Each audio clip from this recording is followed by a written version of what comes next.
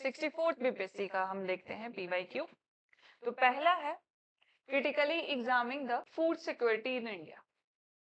एक नया टॉपिक मिल गया। हमें बेसिकली नीड बताना है कि फूड सिक्योरिटी की क्या बेनिफिट है, क्यों रिक्वायरमेंट है इसकी, और उसको एग्जामिन करना है क्रिटिकली।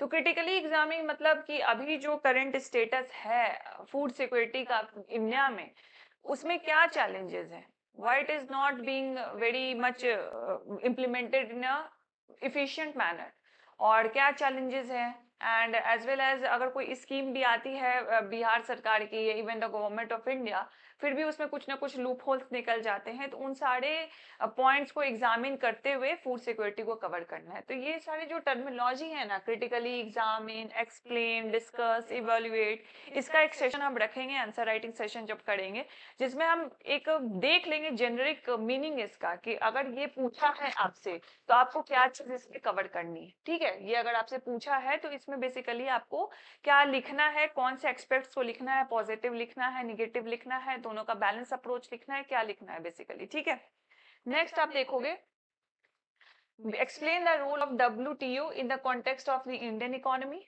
भारतीय अर्थव्यवस्था के परिप्रेक्ष्य में विश्व व्यापार संगठन की भूमिका का व्याख्या कीजिए। यहाँ WTO की बात है कि WTO आप करंट अफेयर्स में तो पढ़ोगे ही, उसको इंडियन इकोनॉमी से रिलेटेड, ऑब्वियसली ये WTO इकोनॉमी से ही रिलेटेड है, तो हम इसको ऑर्गेनाइजेशंस में करंट अफेयर्स में आपको करवाएंगे। बट इंडियन इकोनॉमिक एक्सपेक्ट में WTO को क्या रोल है, इंपोर्ट में, एक्सपोर्ट में, ठीक है, और भी डिफरेंट जो भी ट्रेडिंग होती है, एज वेल एज जो इंडिया में मैन्युफैक्चरिंग होती है सब्सिडीज से रिलेटेड, तो वो सब में WTO का क्या रोल है, इसको भी हम लोग अलग से कवर करेंगे। तो इसमें एक और टॉपिक हमें मिल गया WTO का। Evaluate the principal achievement of the Indian economic planning. हमने इंडियन इकोनॉमिक प्लानिंग अभी देखा था, ऊपर भी पूछा था प्रीवियस पीपीएससी के पीवाईक्यू में। तो उसमें था economic planning, integrated regional development, decentralise planning. यहाँ पे क्या है, overall economic, Indian economic planning.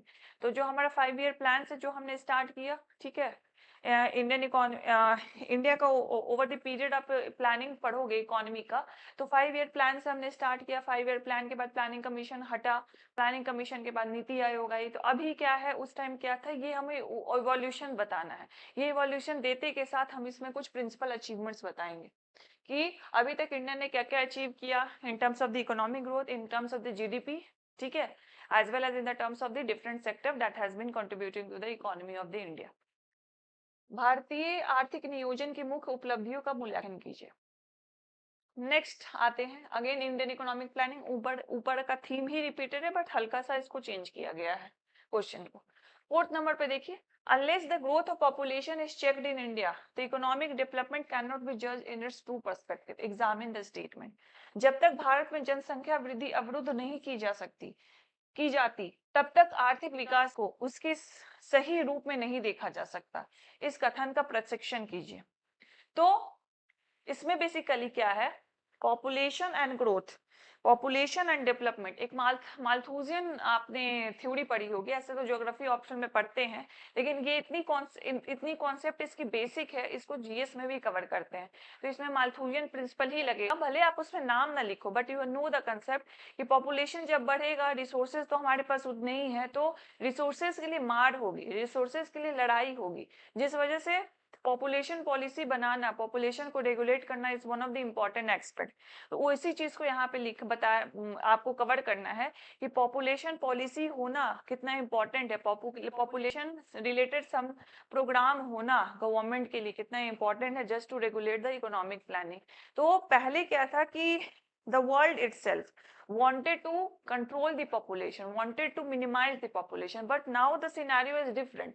हर जगह फर्टिलिटी रेट कम हो रही है, पॉपुलेशन घट रही है, एजिंग पॉपुलेशन बढ़ रही है, बेबीज कम है वहां पे। This is like a very worst condition for them, like for China itself, for Korea, for Japan, even for the American countries, ठीक है, वेस्टर्न कंट्रीज में, अमेरिका हो गया, इवन द यूरोपियन कंट्रीज में तो ज्यादा, जिस वजह से they want to increase the fertility rate. But India के पास क्या है, इंडिया के पास यही पॉजिटिव है that the population is the major like factor which can help in boosting the Indian economy. तो अब ये उल्टा हो चुका है, पहले हम चाहते थे पॉपुलेशन को कंट्रोल करे, but everyone is now wanting to increase the population, ठीक है। तो इंडिया को वही को रेगुलेट करना कि population is like a stable position. आप जब फर्टिलिटी रिप्लेसमेंट रेशियो देखोगे तो it is like 2.1, almost like a replacement ratio, ना घटी है ना कम है, it is on the balance thing. Just India have to focus on the employability skill, जाके जो हमारे पास पॉपुलेशन है उसकी क्वालिटी को हम हार्नेस कर सके to boost in the terms of in the favours of the Indian economy. ठीक है, तो एक और टॉपिक हमें मिल गया, पॉपुलेशन पॉलिसी। ठीक है, बेसिकली ओवरऑल पॉपुलेशन हमें देखना है, उसके पॉलिसीज को देखना है। नेक्स्ट अब हम आते हैं 65th बीपीएससी में। ठीक है, सो पहला क्वेश्चन आप देखिए, production and productivity in the Indian economy since 1991, since the time of the globalization, and what practical measures should be adopted to enhance the agricultural production and productivity in Bihar। Indian agriculture में अभी हमने ऊपर question देखा था, it is related to the growth as well as the productivity. Now it is like the production and the productivity. Production मतलब मान लो 1 KG गेहूं उपजा हुआ है, तो वो क्या होगा, वो प्रोडक्शन हुआ हमारा। ठीक है, कि हमने 1 केजी गेहूं को उपजाया है। प्रोडक्टिविटी क्या हुआ, 1 केजी गेहूं कितने लैंड में उपजा है, तो वो उसकी प्रोडक्टिविटी होगी। वो पीस ऑफ लैंड कितना प्रोडक्शन कर सकता है, तो उसकी प्रोडक्टिविटी होगी। तो प्रोडक्शन और प्रोडक्टिविटी के ट्रेंड को बताना है हमें। तो ऑब्वियसली प्रोडक्शन तो बढ़ा है एंड प्रोडक्टिविटी भी बढ़ी है, क्योंकि जो लैंड है ये कम हुआ है, ऑब्वियसली कम हुआ है, पॉपुलेशन बढ़ा है, सिविलाइजेशन बढ़ा है, तो एग्रीकल्चर का लैंड ही ना लेंगे हम रहेंगे कहाँ। तो लैंड कम हुआ है लेकिन प्रोडक्शन इंक्रीज हुआ है, इसका मतलब प्रोडक्टिविटी इंक्रीज हुई है। जो डिनोमिनेटर है वो घटा है, न्यूमिनेटर बढ़ा है, तो ऑब्वियसली प्रोडक्टिविटी क्या है, इंक्रीज हुई है एंड ज्यादा इंक्रीज हुए इन टर्म्स ऑफ द प्रोडक्शन। ठीक है, और ये हमें 1991 से बताना है। तो 1990 मान लीजिए एग्रीकल्चर, जब भी हम ऐसा ट्रेंड बताना होगा कोई एक पार्टिकुलर ईयर से, वी नो कि एग्रीकल्चर पे one of the stable crop that India depends upon is the rice and wheat. तो राइस एंड व्हीट का हम ट्रेंड बता देंगे, न्यूट्रिशन वैल्यू के हिसाब से पल्सेस का ट्रेंड बता देंगे, दैट विल बी इनफ। क्योंकि यही सारे क्रॉप्स है जो मेन है, जो इंडिया के फूड सिस्टम को सपोर्ट करते हैं। हर कोई चावल खाता है, हर कोई रोटी खाता है। ठीक है, आटे का रोटी हो गई, बाजरे का खाता है, कहीं रागी, वो तो बहुत ही कम हो गया, ज्यादातर आटे पे ही डिपेंड हो गया आफ्टर द ग्रीन रिवॉल्यूशन। तो हम वो चीज बताएंगे। ठीक है, देन उसके बाद प्रैक्टिकल मेजर्स बताएंगे कि बिहार में एग्रीकल्चर के प्रोडक्शन और प्रोडक्टिविटी को कैसे इंक्रीज किया। अब यहाँ पे देखो कि इंडियन एग्रीकल्चर में ट्रेंड पूछा गया है 1991 में, तो इंडियन एग्रीकल्चर का पूछा गया, तो इसमें आप बिहार का भी अलग से बता दो कि बिहार में क्या ट्रेंड रहा है। बिहार में उतना इम्पैक्ट नहीं पड़ा। आपको पता है कि जब ग्रीन रेवोल्यूशन आया तो ज्यादा इसका जो बेनिफिट था वो वेस्टर्न साइड, पंजाब हरियाणा वाली साइड ने ले गए, बिहार को उतना नहीं मिल पाया। तो जिस वजह से बिहार का ट्रेंड उतना इम्पैक्ट नहीं हुआ सिंस 1991। बट अभी हम लोग इसमें क्या कर सकते हैं, just to enhance the agriculture productivity and the production in Bihar. ठीक है, नेक्स्ट क्वेश्चन पे आइए, discuss the elements of economic planning. Again अब देखो अब थीम रिपीट हो रहा है, पूरा रिपीट हो रहा है। Economic planning in Bihar in the post economic reform era. In this context, explain how the state and the market can play a synergetic role in the economic development of the country. Bharat में आर्थिक सुधारों के बाद काल में आर्थिक नियोजन की प्रासंगिकता की विवेचना कीजिए। इस संदर्भ में समझाएं कि किस प्रकार राज्य और बाजार देश के आर्थिक विकास में एक सकारात्मक भूमिका निभा सकती है। इकोनॉमिक प्लानिंग हमने देख लिया, 2 बार क्वेश्चन देख लिया। Economic planning in India, trend बताना है। दूसरा, इंटीग्रेटेड इकोनॉमिक रीजनल डेवलपमेंट में बताना है, economic planning for the regional development. ये यहाँ पे क्या है कि पोस्ट इकोनॉमिक रिफॉर्म मतलब जब ग्लोबलाइजेशन हुआ उसके बाद का हमें इकोनॉमिक रिलेवेंसी बताना है, प्लानिंग का रिलेवेंसी बताना है, और कैसे स्टेट और मार्केट एक साथ मिलके एक सिनर्जेटिक रोल प्ले कर सकते हैं इकोनॉमी के डेवलपमेंट में। कैसे जो मार्केट में प्राइवेट कंपनीज है, कैसे जो गवर्नमेंट है as a regulator can regulate and contribute to the economic development of the state. ठीक है, ये आपको बताना है। नेक्स्ट आइए, ये सारे क्या है, इकोनॉमिक प्लानिंग हमारा एक टॉपिक बन गया। इकोनॉमिक प्लानिंग में ये सारे सब टॉपिक है जिसको हमें कवर करना है।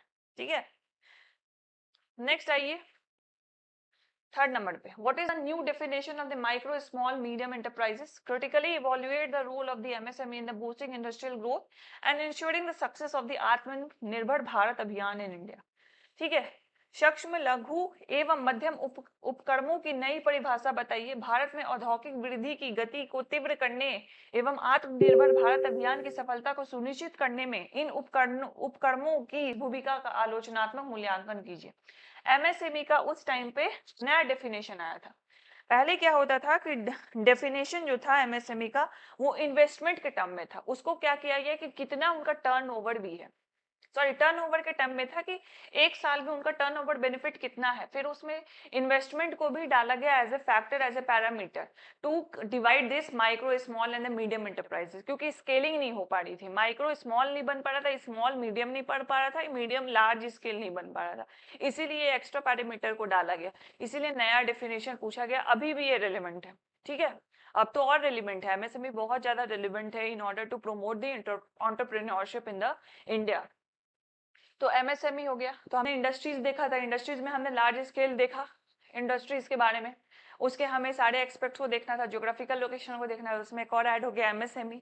एमएसएमई ऑब्वियसली यहाँ पे ऐड हुआ, साथ साथ हमें एक स्कीम मिल गई, एक प्रोग्राम मिल गया गवर्नमेंट का, आत्मनिर्भर भारत अभियान। तो हमें स्कीम्स भी पढ़ने बहुत सारे, ठीक है। तो कभी कभी स्कीम्स ऐसे आपको डायरेक्टली पूछ देगा कि बताओ इस स्कीम के बारे में बताओ, वो स्कीम बहुत ही इंपॉर्टेंट स्कीम होगा तभी पूछेगा। और ऐसे जो स्कीम्स हम पढ़ेंगे उसको आपको क्या करना है, कोई आपने जनरलाइज पॉइंट लिखा तो उसमें आपको वो स्कीम्स डालना है कि देखो भाई इस स्कीम के अंदर ये गवर्नमेंट ये चीज कर रही है जो मैंने पॉइंट में आपको बताया है, just to substantiate your point, just to validate your point जो आपने लिखा है, ठीक है। Next, what are the main constraint in the rapid economic development of Bihar? How these can constraint be removed? Bihar में तीव्र आर्थिक विकास में मुख्य बाधाएं क्या हैं? इन बाधाओं को किस प्रकार से दूर किया जा सकता है? तो again economic planning, economic development, economic growth, all are much link to each other. तो वही है, ये है कि हमें यहाँ पे सिर्फ बिहार एक्सपेक्ट को कवर करना है, तो उसका मेन कंस्टेंट बताना है, मेन चैलेंज बताना है। अभी मैं आपसे पूछूंगी, अभी मैं आपको 2 मिनट दूंगी, तो आप मुझे 5 पॉइंट तो इसमें बता दोगे आराम से कि बताइए कि इकोनॉमिक डेवलपमेंट बिहार में क्यों नहीं हो रहा। सोचो थोड़ा, लिखो थोड़ा सा, क्यों नहीं हो रहा, 5 ही पॉइंट लिखो, चलो 2 ही पॉइंट बता दो।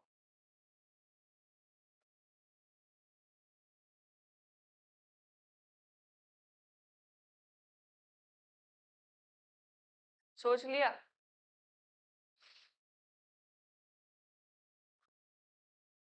जेनरिक पॉइंट है, बिल्कुल जेनरिक पॉइंट है। क्या? एग्रीकल्चरल इकोनॉमी है हमारी, मैन्युफैक्चरिंग होती ही नहीं है, पहला पॉइंट। इसी को लिंक कर दो, मैन्युफैक्चरिंग नहीं होती, लार्ज स्केल इंडस्ट्री नहीं है तो एम्प्लॉयमेंट नहीं है, तो अनएम्प्लॉयमेंट ज्यादा है, ठीक है। तीसरा पॉइंट, अनएम्प्लॉयमेंट ज्यादा होने का भी रीजन क्या है? एजुकेशन नहीं है।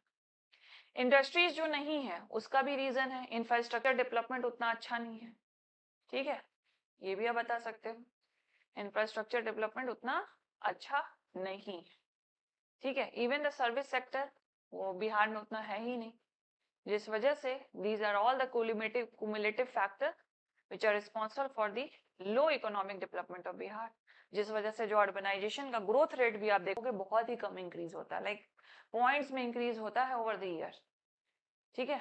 तो ये है main constant of the rapid economic development in Bihar. अब सिर्फ इतना लिखोगे तो obviously you will get the average marking, average marking मिलेगा आपको। So what you can do when you are writing कि agricultural economy है, just quote some data.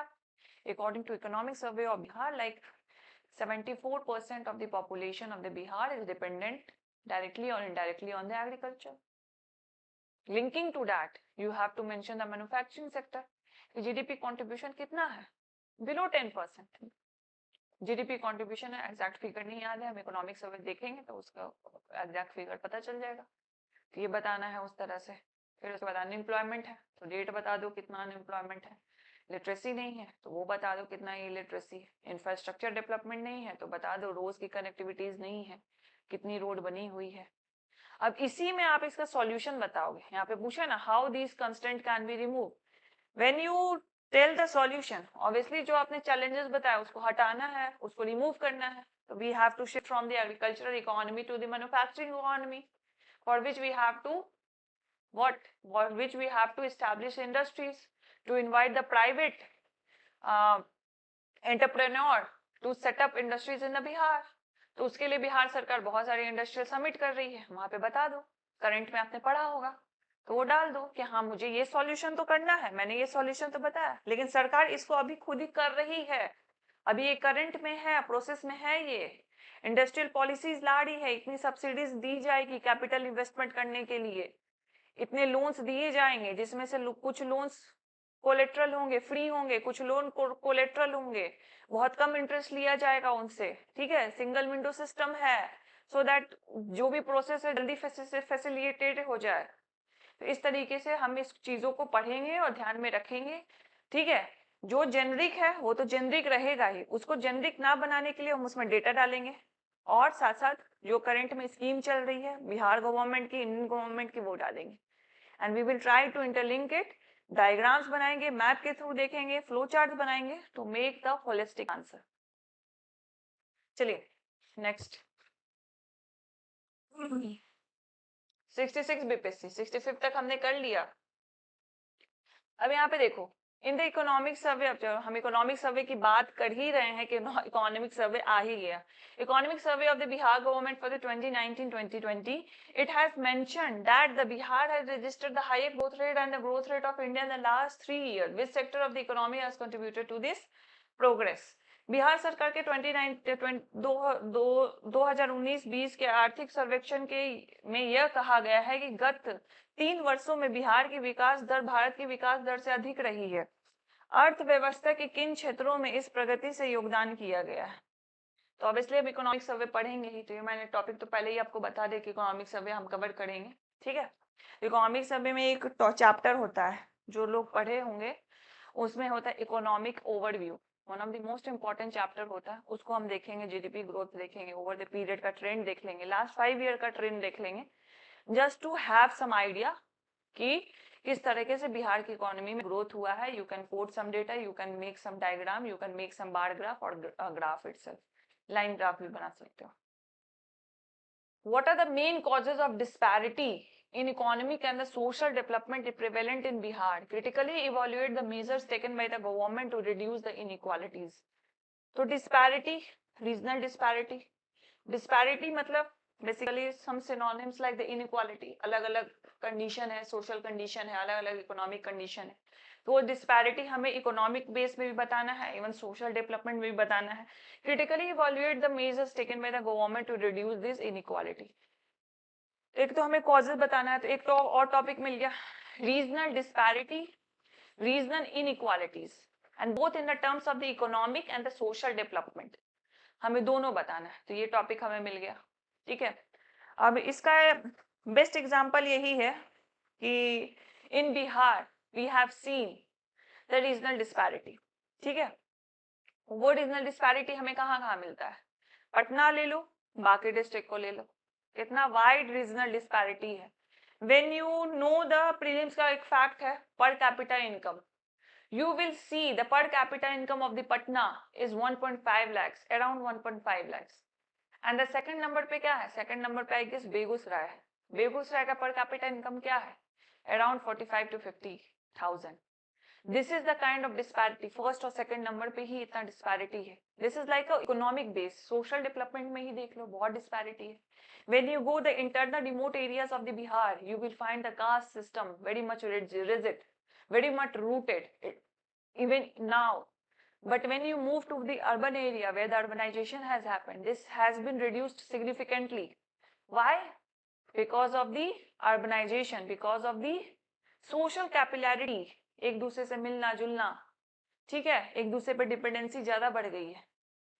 तो ये कैसे हुआ, अर्बनाइजेशन कैसे फैला, क्यों, वहां पे मेन एरिया मार्केट का बना, इवॉल्व हुआ, वहां पे एजुकेशनल सेंटर्स बने, ठीक है, जिस वजह से वहां के जो पॉपुलेशन हैं, जो भी एजुकेटेड पॉपुलेशन है वो वहां आए, और वहाँ वही लोग आ सकते हैं जिनकी थोड़ी इकोनॉमिक कंडीशन अच्छी हो, उनके पास कोई जॉब हो, वहाँ पे सस्टेन करने लायक उनके पास कुछ पैसा हो, वो आए। और धीरे धीरे अलग अलग जगह से लोग आने लगे, तो वो कास्ट डिस्पैरिटी टूट गई और जिस वजह से वहाँ का सोशल डेवलपमेंट हो गया। तो यही रीजनल डिस्पैरिटी इनक्वालिटीज भी हमें एक टॉपिक मिल गया जो हमें करना है। चलिए नेक्स्ट टॉपिक पे आते हैं। What do you understand by the demographic dividend? Again नया टॉपिक मिल गया आपको। नया टॉपिक नहीं है, पॉपुलेशन पॉलिसी हमने देखा ना, उसी के अंदर ये है। According to the UNFPA report, up to what time India, especially Bihar, will have the opportunity to reap its benefit? Throw lights on the step taken by the Bihar in this respect. जनांकिकी लाभांश से आप क्या समझते हैं? यूएनएफपीएफ की report के अनुसार भारत विशिष्ट रूप से बिहार को इस लाभ उठाने के अवसर किस समय तक प्राप्त होंगे? बिहार द्वारा इस संबंध में उठाए गए कदमों पे विकास के। Demographic dividend is nothing but like a human resource, basically population है आपके पास, ठीक है, उस पॉपुलेशन में कुछ एज ग्रुप का जो पॉपुलेशन है, जो यूथ पॉपुलेशन है, these are the working age population. वो काम करेंगे, वो इकोनॉमी बूस्ट करेंगे, बट वो कब करेंगे? जब उनके पास एजुकेशन, वो स्किल होगा, वो अपॉर्चुनिटीज होगी। अगर नहीं होगा, दे विल बी लाइक एक डेमोग्राफिक डिजास्टर, वो डिपेंडेंस बन जाएंगे बेसिकली हमारे ऊपर। जैसे मैं वर्किंग हूँ, आप अभी तैयारी कर रहे हो, जब जॉब लग जाएगी तो आप वर्किंग हो जाओगे, तो आप पे डिपेंडेंट कौन होंगे? आपके पेरेंट्स होंगे, आपके ग्रैंड पेरेंट्स होंगे। जब आपकी शादी हो जाएगी, बच्चे हो जाएंगे, तो वो डिपेंडेंट हो गए। तो जो इन्फेंट एज होता है एंड जो ओल्ड एज होता है, वो डिपेंडेंट हो जाते हैं। एंड जो वर्किंग एज होता है, जो यूथ होते हैं, वो क्या करते हैं? वो इकोनॉमी में कंट्रीब्यूट करते हैं। तो यहाँ पे क्या है? We have the large youth population, working age population, but due to the lack of the education and skill, this working age population is of no use, unemployment बढ़ रही है, ठीक है। और ये जहां पे ये कंट्रीब्यूट करना चाहिए था इकोनॉमी, वहां पे ये बर्डन बनते जा रहे हैं। उसी कॉन्टेक्स्ट में कि डेमोग्राफिक डिविडेंड क्या होता है, एंड स्पेशली बिहार में डेमोग्राफिक डिविडेंड का होना कितना जरूरी है, एंड उसमें क्या चैलेंजेस आ रहे हैं, और इस चैलेंजेस को सॉल्व करने के लिए बिहार सरकार ने क्या स्टेप्स लिए हैं। तो इसमें हम कुछ कुछ स्कीम्स के बारे में जिक्र करेंगे, डेटा कोट करेंगे इकोनॉमिक सर्वे से, एज वेल एज जो यूएनएफपीए का रिपोर्ट है उससे। अब मान लो आपने यूएनएफपीए पढ़ के आप नहीं गए, तो क्या आप ये क्वेश्चन सॉल्व नहीं कर सकते? बिल्कुल कर सकते हो, just you don't have the data to write about the UNFPA report, वो स्किप कर दो ना। You have the data from the economic survey, उसी को कोट करो, गलत डेटा नहीं डालना है बस। गलत डेटा पकड़ा जाएगा, वहीं पे 5 मार्क्स वो काट लेंगे, ठीक है। नहीं पता है, don't worry, you have to attempt it. How is human development measure? What are the 7 components, commitments of the Bihar government achieving the human development agenda, and explain the schemes of the government for these goals? HDI हम पढ़ते हैं ना, ठीक है। Human development can be link to the population, can also be link to the employment itself. तो human development को measure करने के लिए कैसे मेजर होगा? तो एचडीआई का ही कंपोनेंट डाल दो इसमें। 7 कमिटमेंट्स जो बिहार गवर्नमेंट लिए ह्यूमन डेवलपमेंट को प्रमोट करने के लिए, वो हमें डालना है। साथ साथ कुछ स्कीम्स डालने हैं गवर्नमेंट के, गवर्नमेंट ऑफ इंडिया के भी डाल दो, एंड गवर्नमेंट ऑफ बिहार के भी डाल दो, ह्यूमन डेवलपमेंट को अचीव करने के लिए, ठीक है। तो ये ह्यूमन डेवलपमेंट पॉपुलेशन में भी आएगा एंड एम्प्लॉयमेंट में भी आएगा। ऑलराइट, नेक्स्ट आते हैं। काफी कर लिया हमने, 67 पे हम पहुंच गए, 67 बीपीएससी पे। आई होप आपको मजा आ रहा होगा, you will be able to link हमें कैसे करना है टॉपिक्स को, ठीक है। कैसे कैसे एक एक टॉपिक हम सेग्रीगेट कर रहे हैं और कैसे कैसे हम इसको कवर करेंगे। अभी तक हमने लगता है 10-12 टॉपिक्स निकाल लिए हैं अभी तक, ठीक है। जैसे हमने निकाला एग्रीकल्चर, निकाला इंडस्ट्री, निकाला इकोनॉमिक प्लानिंग, निकाली इकोनॉमिक प्लानिंग में भी रीजनल डेवलपमेंट निकाला, रीजनल डिस्पैरिटी निकाली, इनइक्वालिटीज निकाली हमने, और फिर उसके बाद टेररिज्म हो गया, वो किया, हेल्थ हो गया, ठीक है, फूड सिक्योरिटी, पॉवर्टी हो गया, एचडीआई ह्यूमन डेवलपमेंट हो गया, पॉपुलेशन पॉलिसी हो गई, ये तो एक ही में आ गया, ठीक है। कितने सारे टॉपिक हमने निकाले, उसमें और सब टॉपिक्स बनते जाएंगे आपके। ऑलराइट, 67th बीपीएससी का पहला क्वेश्चन था, present the picture of the industrial development in Bihar compared with the industrial development of India, indicate the causes of the industrial backwardness in this state, illustrate the recent remedial step taken by the government of Bihar to improve the situation. Bihar में औद्योगिक विकास का चित्र प्रस्तुत कीजिए। भारत की औद्योगिक विकास से तुलना कीजिए। इस राज्य में औद्योगिक पिछड़ेपन के कारणों का इंगित कीजिए और स्थिति को सुधारने के लिए बिहार सरकार द्वारा उठाए गए हालिया सुधारात्मक कदमों का वर्णन कीजिए। तो अगेन इंडस्ट्री का ही है, इंडस्ट्रियल डेवलपमेंट हमें बिहार में बताना है। इंडस्ट्रियल डेवलपमेंट जो बिहार में है उसको इंडिया से कंपेयर करना है।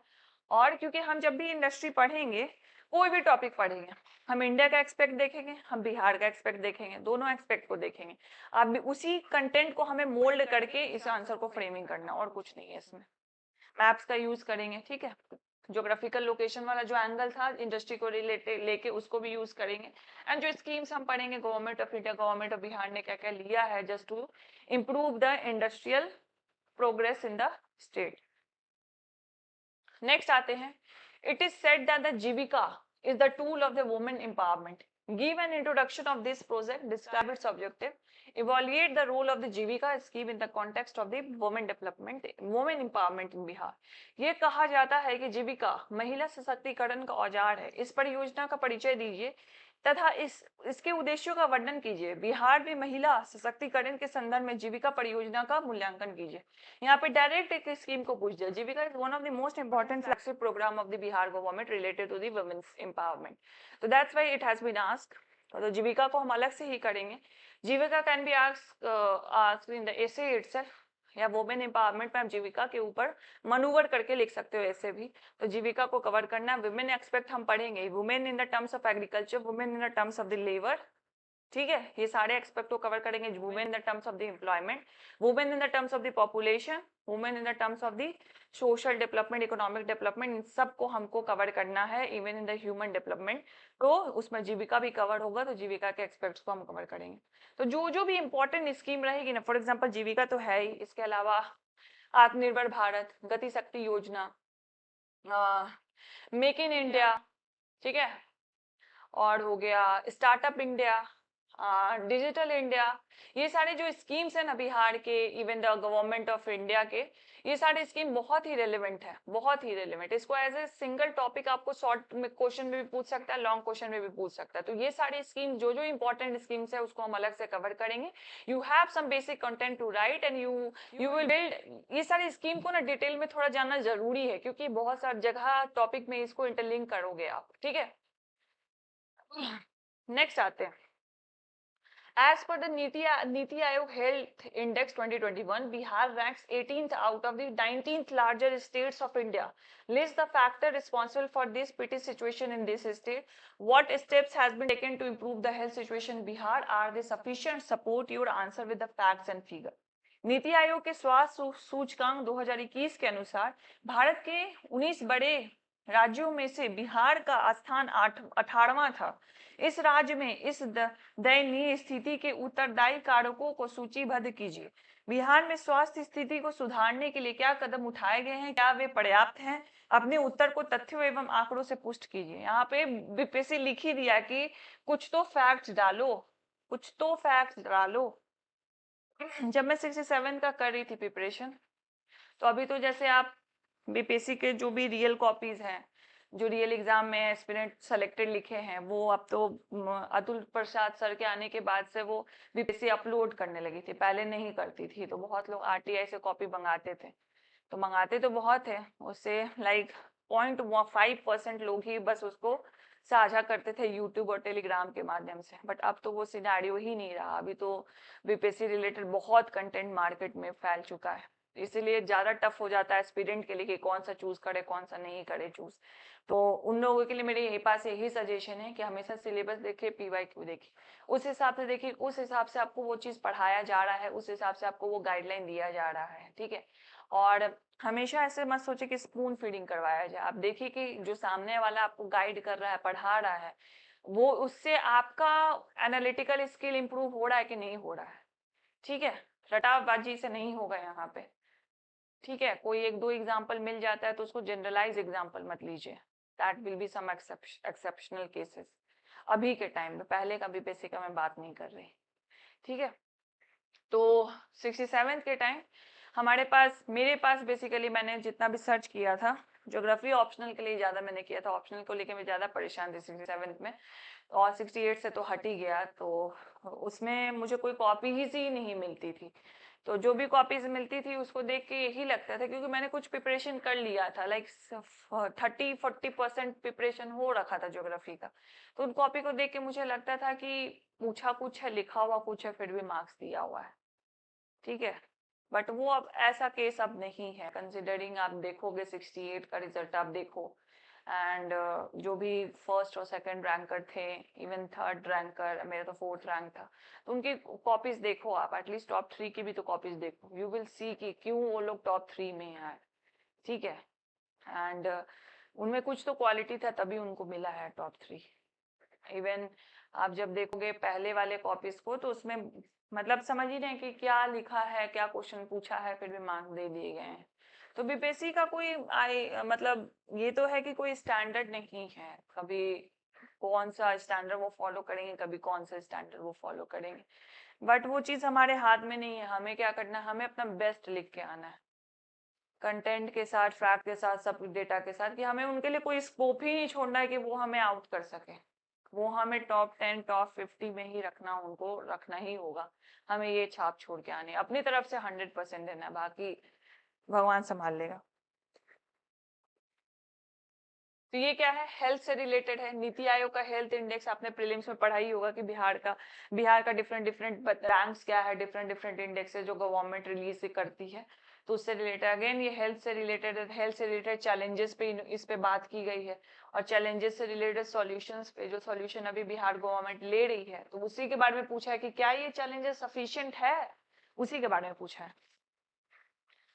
Write the name of the major natural resources existing in Bihar state. Out of these, select any two and show the pockets where they are found and narrate their importance in the Bihar economic development. ऐसा question बहुत ही कम मिलता है जहां पे candidate को description दिया जाता है कि बता दो भाई, तुमको जो ठीक लगता है वही लिख दो। ये ऐसा क्वेश्चन है। पहले तो आपको मेजर नेचुरल रिसोर्सेज के नाम लिस्ट आउट कर देना है। उस लिस्ट आउट नेम्स में आपको दो ऐसे नेचुरल रिसोर्सेज अपने डिस्क्रिप्शन, अपने चॉइस के हिसाब से चूज करना है, जिसपे आपको रेस्ट ऑफ द क्वेश्चंस लिखना है। ऐसा क्वेश्चन बहुत कम पूछता है, और ऐसा क्वेश्चन और ट्रिकी होता है, क्योंकि यहाँ पे दिमाग इधर से उधर होने लगेगा। जब क्वेश्चन में स्पेसिफाई कर देता है, then you have no option कि जो लिखा है उसी पे मुझे लिखना है। बट यहाँ पे आपके पास बहुत सारा कंटेंट होगा, सारे नेचुरल रिसोर्सेज पे, उसमें से आपको बेस्ट चूज करके लिखना होता है। ठीक है, तो मेन नेचुरल रिसोर्स में सब कुछ आ जाएगा, सॉइल से लेके, रिवर से लेके, मिनरल से लेके, सब कुछ आ जाएगा। तो जो भी आपको ठीक लगता है उस पर आपको इस पे एलोबोरेट करना है। तो हम रिसोर्सेज को भी अलग से देखेंगे। ज्योग्राफी में कुछ पार्ट्स है रिसोर्स, मिनरल रिसोर्सेज तो हम करेंगे इंडस्ट्रीज में, हम सॉइल्स और रिवर्स के भी थोड़ा सा डिस्कशन कर लेंगे। ऑब्वियसली आप एग्रीकल्चर करोगे तो you know some of the soils in the prelims itself. तो एग्रीकल्चर जब हम करेंगे तो क्रॉपिंग इंटेंसिटी देखेंगे ही, इरिगेशन इंटेंसिटी देखेंगे ही, अलग अलग क्रॉप्स देखेंगे कहाँ पे कौन सी क्रॉप होती है, तो उस हिसाब से आप इसको मैनेज कर सकते हो। इस तरीके के आउट ऑफ बॉक्स तो मैं नहीं इसे बोलूंगी, बट थोड़ा सा ट्रिकी क्वेश्चन है। तो ट्रिकी क्वेश्चन में यू हैव कंटेंट, बट आपको वो मोल्डिंग आनी चाहिए। वो मोल्डिंग कहाँ से आएगी, आंसर राइटिंग प्रैक्टिस से आएगी, जो हम सेशन में करेंगे, साथ साथ आपकी जो टेस्ट भी चलेगी। अब आते हैं 68 बीपीएससी। 68 बीपीएससी के क्वेश्चन, 68 बीपीएससी से short answer type question start हो गया था।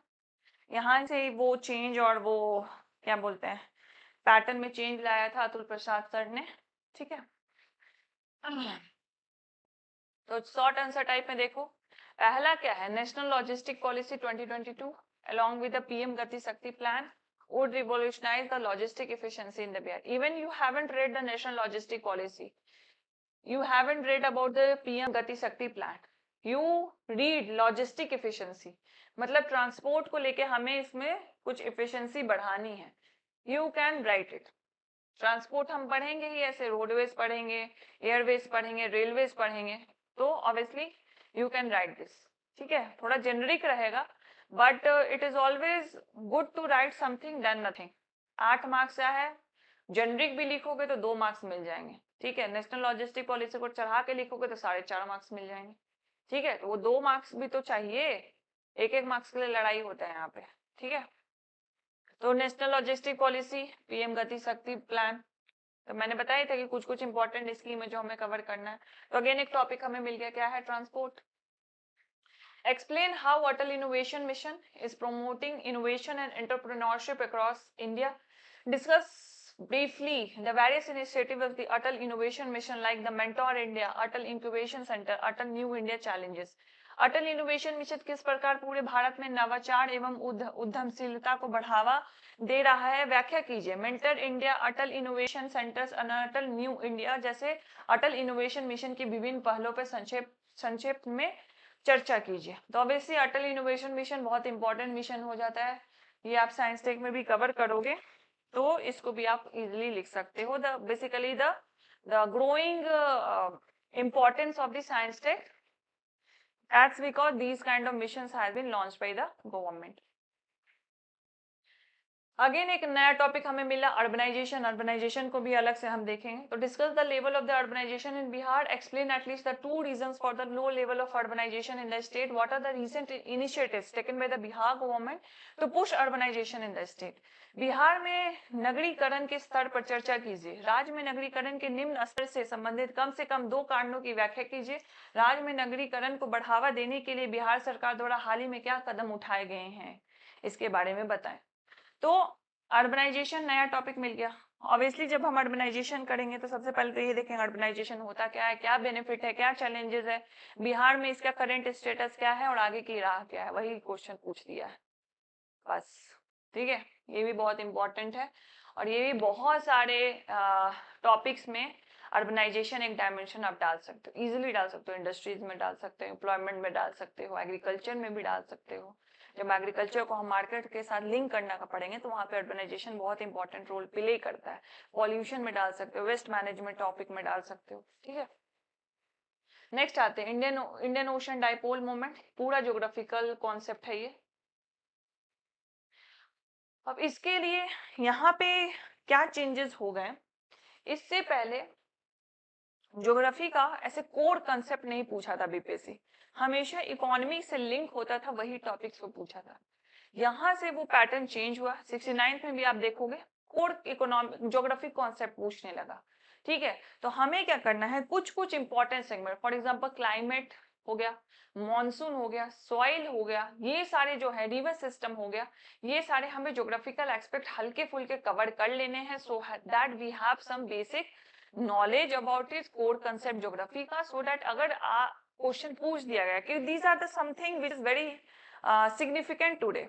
इंडियन ओशन डाइपोल क्यों पूछा, मॉनसून को अफेक्ट करता है ये, इसीलिए पूछा। न्यूज में हमेशा रहता है, करंट में आपको दिख जाएगा, इसीलिए पूछा। ठीक है, अब अंदर जाके कुछ कोर कंसेप्ट नहीं पूछने वाले।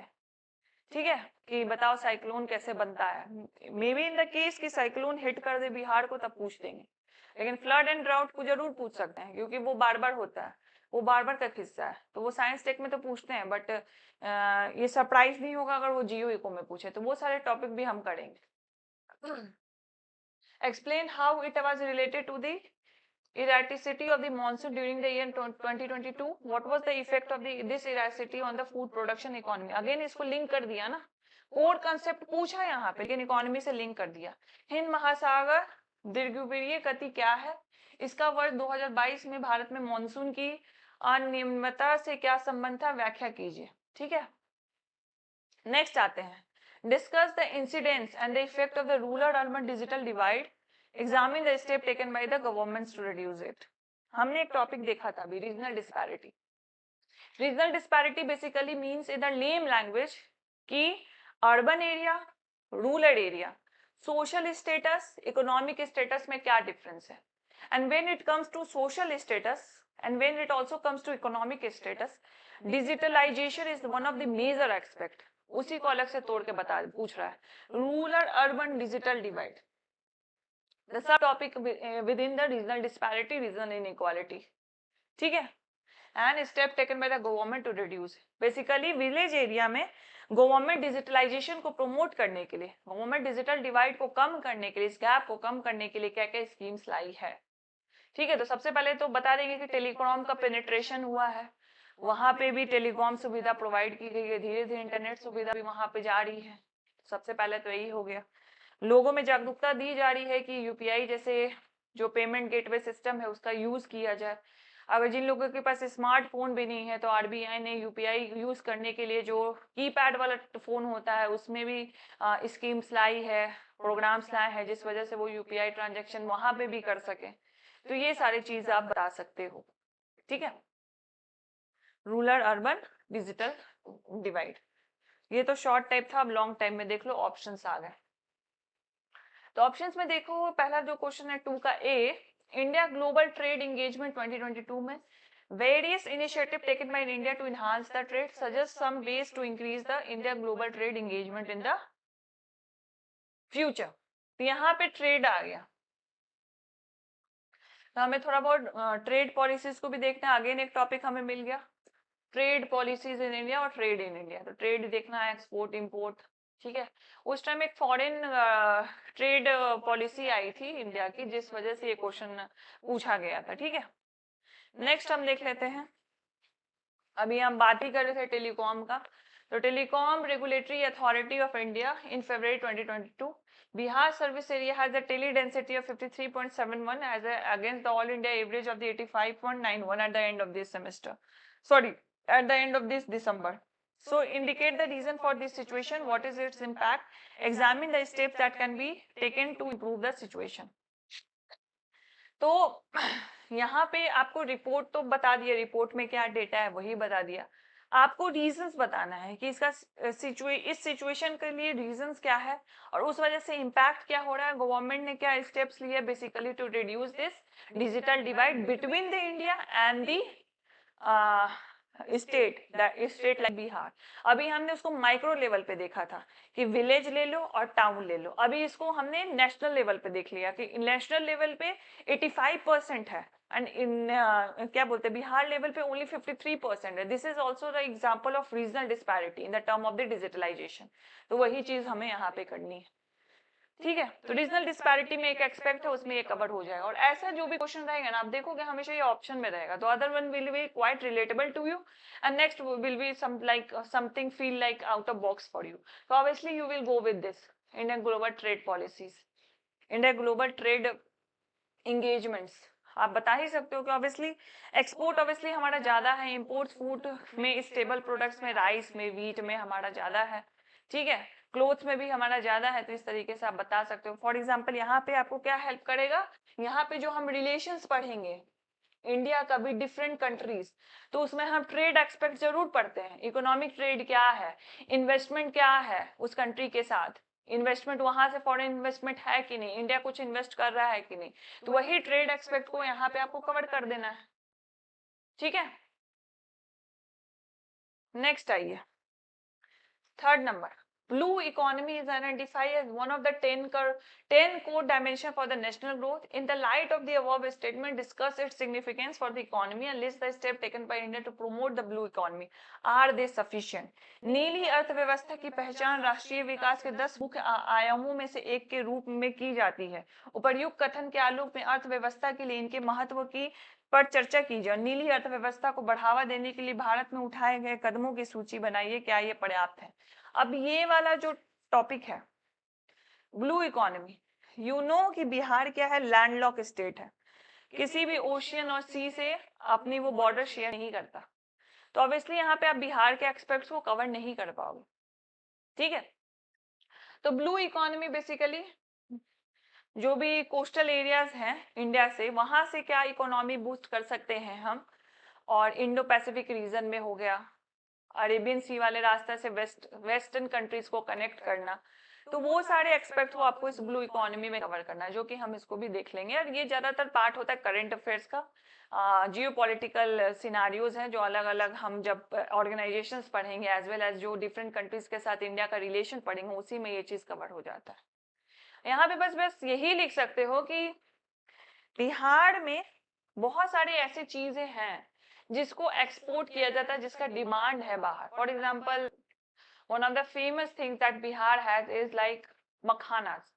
मखाने जो है वो बिहार में 85% प्रोडक्शन करती है बिहार, एंड बाहर इसका बहुत ज्यादा पॉपुलैरिटी है, not with in India but also outside the India. तो ब्लू इकोनॉमी के थ्रू मानते हैं बिहार डायरेक्टली एक्सपोर्ट नहीं करेगा, बट ब्लू इकोनॉमी के थ्रू बिहार एक आइटम भी एक्सपोर्ट हो सकता है, बिकॉज इसका डिमांड अच्छा खासा है। नेक्स्ट आते हैं, on the basis of raw materials divide the Bihar into the forest based industry, agro based industry, mineral based industry. Substantiate your answer with the neat sketches depicting the location of this industry. अभी मैंने देखा था कि बिहार जब भी industries हम करेंगे तो टाइप ऑफ इंडस्ट्रीज पढ़ेंगे, mineral based industry, forest based, agro based industry, वही बताना है आपको।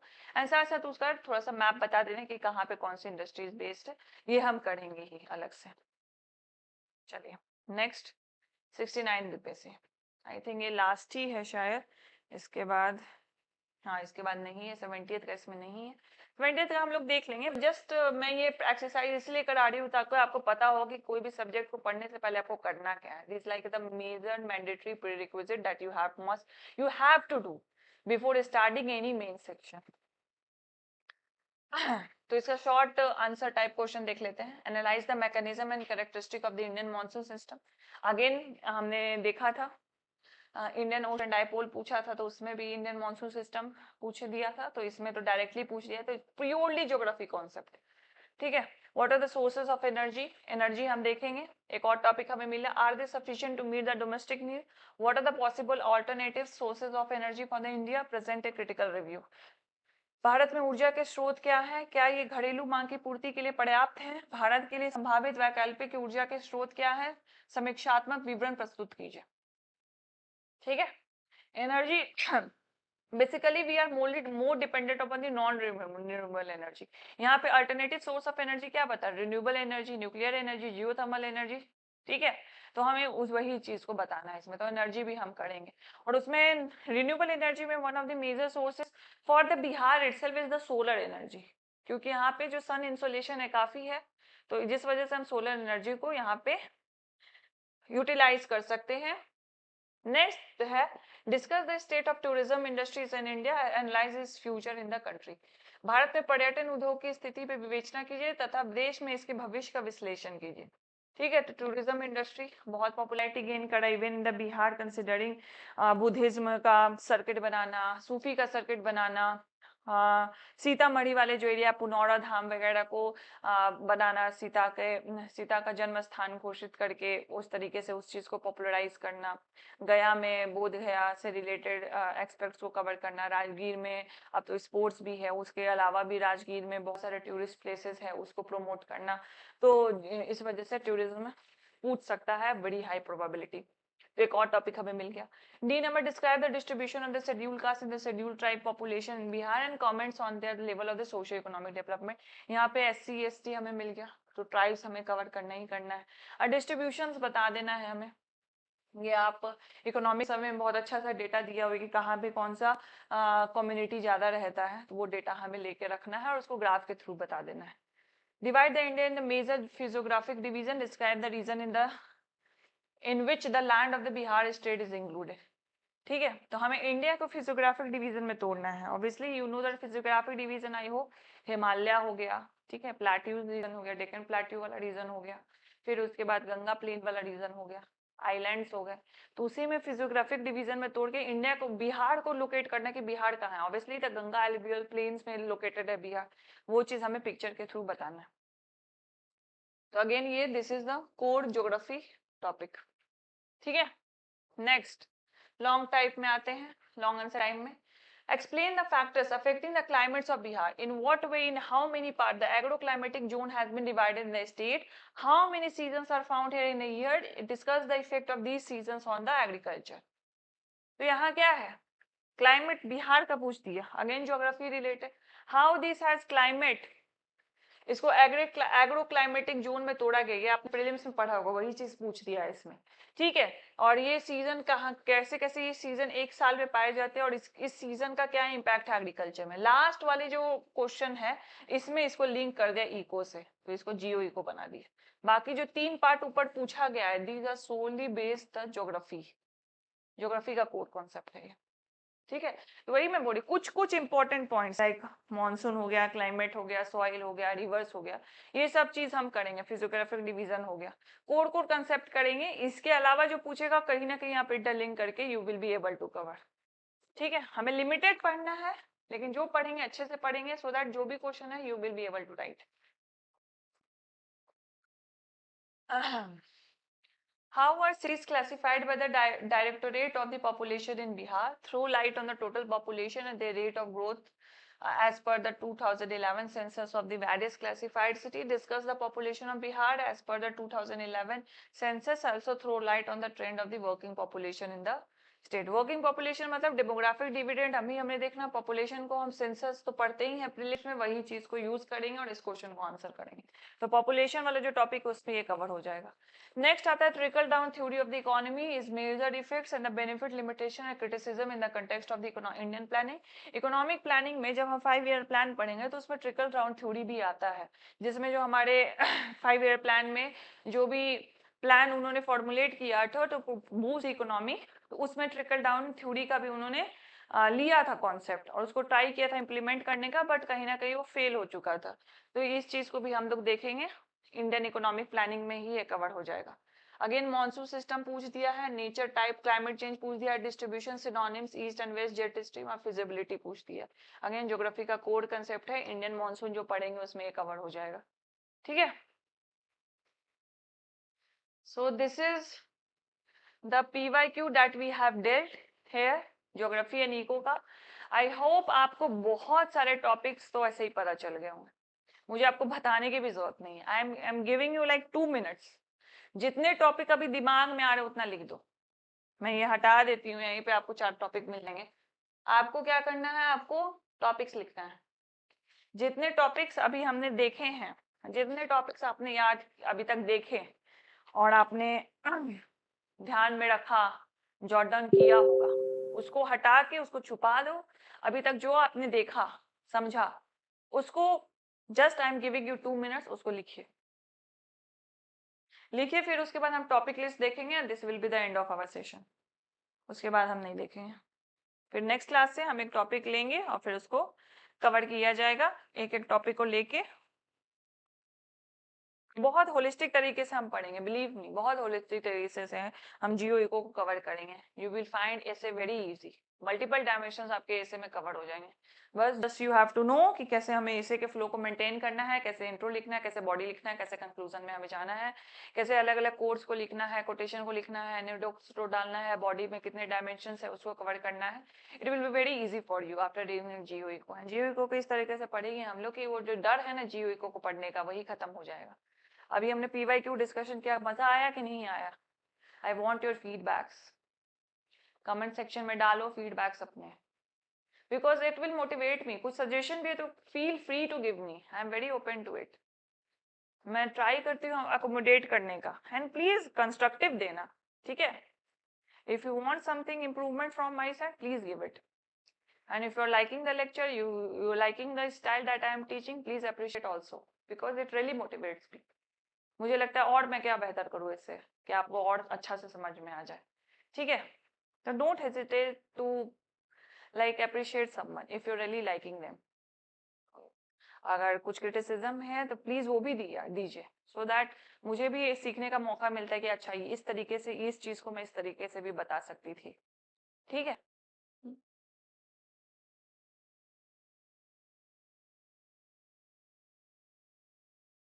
1 मिनट के लिए और रुकते हैं, आप टॉपिक लिख लीजिए, फिर उसके बाद हम टॉपिक का डिस्कशन करेंगे कि कौन कौन से टॉपिक्स हम कवर करेंगे। अब तो माउथ पे हो जाना चाहिए, it will be on tip of your mouth कि क्या क्या होना चाहिए टॉपिक्स। थोड़ा सा रिकॉल कीजिए कि हमने जो PYQ को देखा है, देखिए तो कौन कौन सा टॉपिक हमने टच किया। जस्ट मैं 10 टॉपिक आपसे मांग रही हूँ।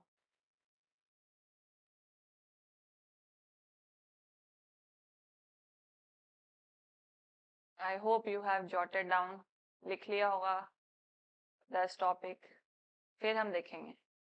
थोड़ा सा एक्सरसाइज करना चाहिए दिमाग का, तो सिर्फ यहाँ पे देखोगे आप तो फिर वही हो जाएगा, बस मैं बता रही हूँ, एक्टिव लर्निंग नहीं हो पाएगी। आई होप आपने लिख लिया होगा, ठीक है? तो चलो हम जो अभी देखने वाले हैं topic, this is also like a shorter list, ये और डिवाइड हो जाएगा सब टॉपिक्स में, तो नंबर ऑफ टॉपिक्स इंक्रीज हो जाएंगे अप टू 50। ठीक है,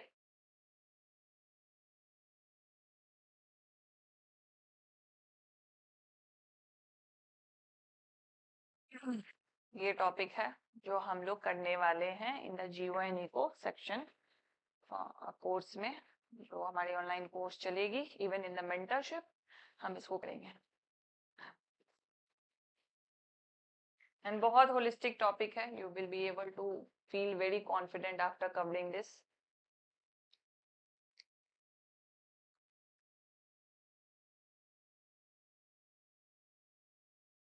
ठीक है, मेंस का जियो इको पहला टॉपिक है पोवर्टी। हमने देखा था पोवर्टी, है ना, पोवर्टी एस्टिमेशन पूछा था एंड रीजंस पूछा था बिहार में पोवर्टी का क्या रीजन है, कैसे इसको रिमूव किया जाए। नेक्स्ट अनएम्प्लॉयमेंट, अनएम्प्लॉयमेंट से तो हमने बहुत क्वेश्चन देख लिए। अनएम्प्लॉयमेंट, एम्प्लॉयबिलिटी, स्किल्स, है ना, देखिए ना, ह्यूमन डेवलपमेंट, ह्यूमन रिसोर्स, ठीक है, agriculture, agriculture production, productivity, backwardness, ठीक है, तो ये देखा, ग्रीन रिवॉल्यूशन, ट्रेंड, ठीक है। फोर्थ आ जाता है इंडस्ट्री, करेंगे इंडस्ट्रियल डेवलपमेंट, हमने देखा ट्रेंड, देखा different type of industry, large scale industry, MSMEs, है ना, तो वो देखा हमने। Also with respect to the geographical location in terms of the India as well as in the Bihar, तो उस एक्सपेक्ट में भी हमको देखना है। 5 ईयर प्लान, इकोनॉमिक प्लानिंग, दोनों एक ही टॉपिक मानो आप, क्योंकि इसको दोनों को एक साथ ही लेके चलना है। तो इकोनॉमिक प्लानिंग का जो ट्रेंड रहेगा उसके स्टार्टिंग में 5 ईयर प्लान हम कवर कर लेंगे, फिर इकोनॉमिक प्लानिंग का ट्रेंड देखेंगे। इकोनॉमिक प्लानिंग में भी हम देखेंगे, इंडियन प्लानिंग तो है ही, साथ साथ हम बिहार के एक्सपेक्ट में प्लानिंग देखेंगे। ट्रिकल डाउन थ्योरी हो गया, ठीक है। तो इकोनॉमिक प्लानिंग, अर्बनाइजेशन हमने देखा, लास्ट आते आते हमने अर्बनाइजेशन भी देखे, तो अर्बनाइजेशन का ट्रेंड हो गया, इसका बेनिफिट क्या है, चैलेंजेस क्या है कि बिहार में क्यों नहीं अर्बनाइजेशन का बहुत एक्सीलरेटेड पेस से बढ़ रहा है अर्बनाइजेशन, ठीक है, और क्या स्कीम्स ले रही है। रीजनल डिस्पैरिटी और इनइक्वालिटी, हमने देखा रीजनल डिस्पैरिटी नेशनल लेवल पे इंडिया के other states versus Bihar, Bihar के लेवल पे Patna versus different districts and with in a district urban and the rural, ठीक है, with respect to the social, with respect to the economic development as well. फिर GST, GST हम geo eco में ही cover करेंगे, और GST important expect हो जाता है, कुछ ना कुछ इसमें चेंजेस स्लैब्स में आते रहते हैं, तो इसको शॉर्ट में कवर करेंगे, शॉर्ट आंसर टाइप में पूछा जा सकता है। इकोनॉमिक डेवलपमेंट एंड ग्रोथ, 1991 के बाद जो रिफॉर्म आया उसकी वजह से इकोनॉमिक डेवलपमेंट और उसका क्या ग्रोथ रहा, डिफरेंट सेक्टर का क्या कंट्रीब्यूशन रहा, तो ये एक्सपेक्ट्स को हम इसमें कवर करेंगे। इंक्लूसिव ग्रोथ अभी तक हमने नहीं देखा है ऐसा क्वेश्चन, बट ऐसा नहीं कि नहीं देखा तो you don't quote this, you have to quote it, you have to quote it in the way forward. सारे वे फॉरवर्ड में आप इसको कोट कर सकते हो कि we need inclusive growth, we just don't need a growth in a one particular sector, we need growth in a different sector as well as the different section of the society need growth, तो वहां पे inclusive growth आप डालोगे तो inclusive growth भी हम देखेंगे। Health हमने देखा ही, हेल्थ में जो पिटी सिचुएशन है बिहार में, जो इंडेक्स था 18th out of 19th rank मिला है टू बिहार, तो उसका हेल्थ कंडीशन हम देखेंगे, ठीक है। बिहार इकोनॉमिक बैकवर्डनेस, जो हम इकोनॉमिक प्लानिंग और डेवलपमेंट पढ़ेंगे तो उसी में अदर एक्सपेक्ट हम बिहार इकोनॉमिक बैकवर्डनेस देखेंगे, उसका रीजन देखेंगे, चैलेंजेस देखेंगे, वे फॉरवर्ड देखेंगे, स्कीम्स देखेंगे। फिर बिहार के कुछ स्कीम्स देखेंगे, जैसे जीविका हो गया, 7 निश्चय योजना हो गया, एग्रीकल्चरल रोड मैप हो गया, तो ये स्कीम्स हमें करना है। उसी तरह Bihar government, sorry Indian government के कुछ जैसे आत्मनिर्भर भारत हो गया, डिजिटल इंडिया हो गया, मेक इन इंडिया हो गया, पीएम किसान योजना हो गया, गति शक्ति योजना हो गया, ठीक है, ये सारे स्कीम्स को भी हम कवर करेंगे। इकोनॉमिक सर्वे एंड बजट को तो कवर करेंगे, एक अलग ही सेशन रहेगा इसका, एंड आई होप, मुझे लगता है इसको स्टार्टिंग में ही कराना बेटर रहेगा, एक दो टॉपिक के बाद ही, so that you have some data to interlink it, ठीक है। फिर उसके बाद आते हैं major report and ranking of the India, HDI, hunger index, global gender gap index, ये सारे इंडेक्स बहुत इंपॉर्टेंट है। HDI आप अलग अलग कोट कर सकते हैं, ह्यूमन डेवलपमेंट वाला भी था कि क्या क्या उसमें कंपोनेंट्स यूज होते हैं just to calculate, just to measure the human development, hunger index भी बहुत इंपॉर्टेंट है। फूड सिक्योरिटी वाला जो चैप्टर पढ़ेंगे, पोवर्टी वाला चैप्टर पढ़ेंगे, उसमें हंगर इंडेक्स का आप डालोगे। ग्लोबल जेंडर गैप भी बहुत है, जब वुमेन इंपावरमेंट वाला टॉपिक पढ़ेंगे उसमें global gap, gender gap index भी डालोगे आप। WTO से रिलेटेड देखा है कि WTO का रोल बताइए इकोनॉमी, इंडियन इकोनॉमी को इम्प्रूव करने के लिए, ठीक है। ट्रेड पॉलिसी हमने देखा ही। GI टैक्स हम अलग से कवर कर लेंगे, अलग से क्वेश्चन पूछ दिया तो अच्छी बात है, नहीं पूछा then you have to, you can use this data in the different questions, ठीक है। River linking project, river system बहुत इंपॉर्टेंट हो जाता है, देयर इज अ चांसेस कि रिवर लिंकिंग प्रोजेक्ट्स के बारे में पूछे। For example Kosi Mechi river linking project बहुत ही फेमस है बिहार में, जिस पे काम चल रहा है, बट कहीं ना कहीं वो थोड़ा हॉल्ट भी हो गया है, तो उस पर हम लोग बात करेंगे। पॉपुलेशन पॉलिसी हमने देखा, काफी सारे क्वेश्चन से पूछ सके, डेमोग्राफिक डिविडेंड पॉपुलेशन पॉलिसी क्या होनी चाहिए बिहार की। ट्राइबल डेवलपमेंट ऑब्वियसली SC और ST का हमने देखा था कि, तो उसमें हमें देखना है कि अलग अलग कम्युनिटीज कहाँ रहती है, ट्राइबल के डेवलपमेंट के लिए बिहार सरकार क्या कर सकती है, गवर्नमेंट ऑफ इंडिया क्या कर रही है, ठीक है। उसी तरह यूनिकॉर्न एंड स्टार्टअप्स, ये इंडस्ट्रीज का ही पार्ट है, but since entrepreneurship is like a new thing in the India and it is the newest thing in the Bihar itself, तो यूनिकॉर्न एंड स्टार्टअप्स को हम अलग से देखेंगे, जो स्टार्टअप इंडिया है और यूनिकॉर्न्स जो इतने सारे एंटरप्रेन्योरशिप, नए नए जो कंपनीज जो यूनिकॉर्न बन रही है, उसको अलग से हम देखेंगे। टूरिज्म ऑब्वियसली मैंने देखा। एनर्जी सोर्सेज हम अलग से करेंगे, जिसमें सोलर एनर्जी, जैसे मैंने बताया रिन्यूएबल एनर्जी में one of the most important energy source है सोलर एनर्जी, तो सोलर एनर्जी को हम लोग को कवर करना है। एक स्कीम है मनरेगा, बहुत इंपॉर्टेंट स्कीम है, तो इसको भी हम कवर करेंगे। इसको बहुत जगह यूज कर सकते हो, बहुत जगह यूज कर सकते हो, ठीक है। फूड सिक्योरिटी अगेन आपको करना है, सब्सिडीज यस करना ही है हमें।